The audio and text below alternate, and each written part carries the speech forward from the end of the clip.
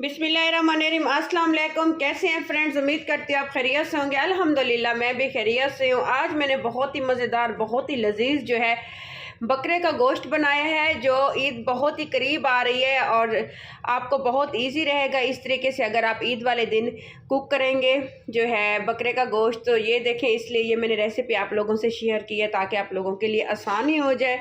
बहुत ही मज़े की ग्रेवी बन के तैयार हुई है, बहुत ही आसान और बहुत ही ईजी तरीका आप लोगों से शेयर करने जा रही हूँ। ये 1 kg जो है मैंने मटन लिए है। ये देखिए, इसको अच्छी तरह से वॉश कर लिया था साफ़ सुथरा।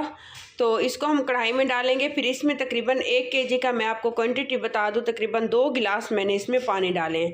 ये समझे कि 3 पाव के करीब पानी हो जाता है।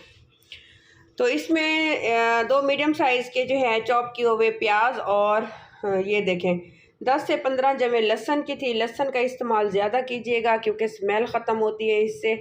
और ये देखें, ये आपने इसमें डाल देने हैं और फिर अच्छे से बॉयल आएगा। बॉयल आने के बाद फिर आपको आगे का प्रोसेस बताती हूँ। प्याज और लहसुन से जो है गोश्त में जो है अच्छी सी खुशबू पैदा हो जाती है और बहुत मज़े का और बहुत लजीज लगता है। जैसे बॉयल आ जाए तो आपने इसको दम लगा देना है तकरीबन 20 मिनट के लिए।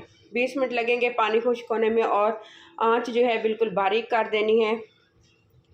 बग़ैर कुकर के आपको जो है बहुत इजी तरीका आप लोगों से शेयर कर रही हूँ और बिल्कुल आपको ऐसा टेस्ट लगेगा जैसे ये कुर्बानी का गोश्त पका हुआ है, जैसे हमारी नानियाँ दादियाँ जो है बनाया करती थी। और एक अलग सी लुक और एक अलग सा टेस्ट आता था। ऑयल भी वो कम यूज़ करती थी। तो बहुत मज़े का जो है ये तरीका, ये रेसिपी शेयर कर रही हूँ आप लोगों से। जैसे ही पानी बिल्कुल कम रह जाए तो इसमें 3 अदद मैंने टमाटो चॉप किए हैं, इनका छिलका उतार दिया था। इसी दौरान जो है हरी मिर्चें मैंने चॉप करके डाली हैं, 7 से 8 हरी मिर्चें। ये ज़्यादा तीखी नहीं है, नॉर्मल है। तो ये देखें 1 टीस्पून इसमें जाएगा नमक, 1 टीस्पून कुटी हुई लाल मिर्च का इस्तेमाल करूँगी क्योंकि 1 kg है गोश्त का जो है वज़न।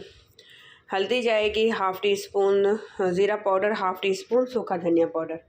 और ये है जी खड़े मसाले, लौंग, काली इलायची, बड़ी इलायची, सब्ज़ इलायची और साबुत ज़ीरा, तो छोटा सा दालचीनी का पीस, इसको शामिल कर देंगे। अच्छे से जी इसको कर लेंगे मिक्स। इधर आपने एक चीज़ की एहतियात करनी है, जो खड़े मसाले मैंने डाले हैं, गरम मसाला समझे स्टार्टिंग में नहीं डाल देना बॉयल होते हुए गोश्त में, इसी स्टेज पे डालना है जिस स्टेज पे मैंने इस्तेमाल किया है। अगर आप पहले डाल देंगे तो गोश्त का कलर जो है ब्लैक हो जाएगा और खिला खिला हुआ सालन का कलर गोल्डन सा नहीं आएगा। खैर ये देखें, टमाटर बिल्कुल घुल चुके हैं। दम लगाने के बाद 4 से 5 मिनट का दम लगाया था।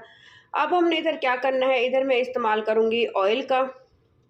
ऑयल डाल के अच्छी से इसको भुनाई लगा लेनी है, अच्छे से इसको भून लेना है।